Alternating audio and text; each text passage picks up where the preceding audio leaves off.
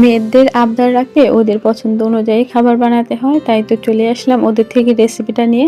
কেউ খাবে চিপস, কেউ খাবে ফ্রান্স ফ্রাই, তো কি আর করার, দুটোই আলু দিয়ে হবে, তাই চলে আসলাম আলুর কাছে।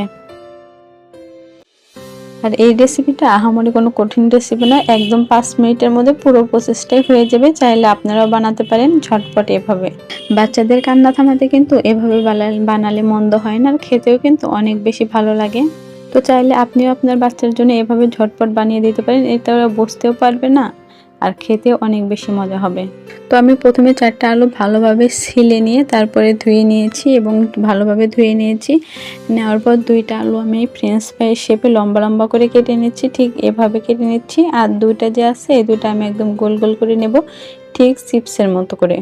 একদম চিপস যেরকম হয় পাতলা পাতলা গোল গোল ওই রকম করে কেটে নেব। একজনের জন্য চিপস, একজনের জন্য ফ্রান্স ফ্রাই। তো কি আর করার, দুইজনের জন্য এক জিনিস দিয়ে খালি একই রেসিপি, শুধু নাম আলাদা, তাই না? তো রেসিপিটা কঠিন কিছু না, আলুগুলো কেটে নিয়ে শুধু এর সাথে পানি রাখা যাবে না, ভালোভাবে ছড়িয়ে নিয়ে একটু শুকনো শুকনো বানিয়ে নিতে হবে। আর এখানে আমি কড়াইটা ভালোভাবে শুকিয়ে নিয়ে তার মধ্যে তেল দিয়ে নিলাম। আর এখানে আমি আলু কিন্তু আগের থেকে হাফ সিদ্ধ করেও নিয়ে নিই বা অন্যান্য প্রসেস করা ময়দা কিচ্ছু দিইনি, একদম সোজা হালকা একটু লবণ মাখিয়ে আমি এগুলো ভালোভাবে ভেজে নিচ্ছি। আর হ্যাঁ, সিক্রেটটা কিন্তু এখানে, যদি আপনি ঠিক ফ্রেঞ্চ ফ্রাইয়ের মতো করে মুসমুসে করে খেতে চান তাহলে চুলার জালটা একদমই আস্তে দিতে হবে, একদম লো ভাবে দিয়ে আলুগুলো অনেক সময় ধরে ভেজে নিতে হবে। উল্টে পাল্টে মানে চতুর্দিকে একবারে এক সমান করে ভেজে নিতে হবে, যাতে কোনো দিকে বেশি না হয় কোনো দিকে কম না থাকে। আর জালটা একদম আস্তে দেওয়ার কারণ এটা জালটা জোরে রাখলে উপরটা লাল হয়ে যাবে কিন্তু ভিতরটা একদম নরম থাকবে, তার জন্য জালটা আস্তে রেখে হালকা আস্তে ভাজলে পারে এটা ভিতর থেকে বাইরে একদম মুসমুসে হবে আর খেতেও কিন্তু অনেক বেশি ভালো লাগবে। আর কালারটা একটু গোল্ডেন গোল্ডেন করে তুললে এটা তো আরো মুসমুসে হবে, আর গরম থাকা অবস্থায় একটু নরম নরম থাকে, ঠান্ডা হলে আরো মুসমুসে হয়ে যায়। তো আমি ভালোভাবে মুসমুসে করে তুলে নিচ্ছি। প্রথমে চিপসগুলো ভেজে নিলাম, এখন ফ্রেঞ্চ ফ্রাইগুলো দিয়ে দিয়েছি, এগুলো ভালোভাবে অল্প আঁচে তুলে নেব আর এগুলো একটু গোল্ডেন কালার করে নেব।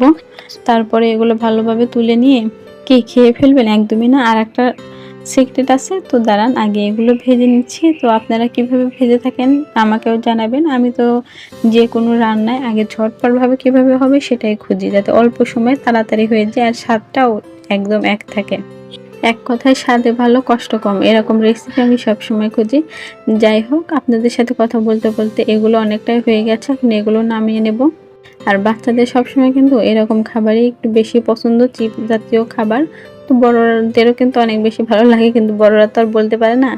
যাই হোক, বাচ্চাদের খাওয়া হলে বড়দেরও খাওয়া হয়ে যায়। তো দেখেন এগুলো আমার একদম গোল্ডেন কালার হয়ে গেছে, তো এগুলো আমি এখন তুলে নেব, একদম মুসমুসে হয়ে গেছে।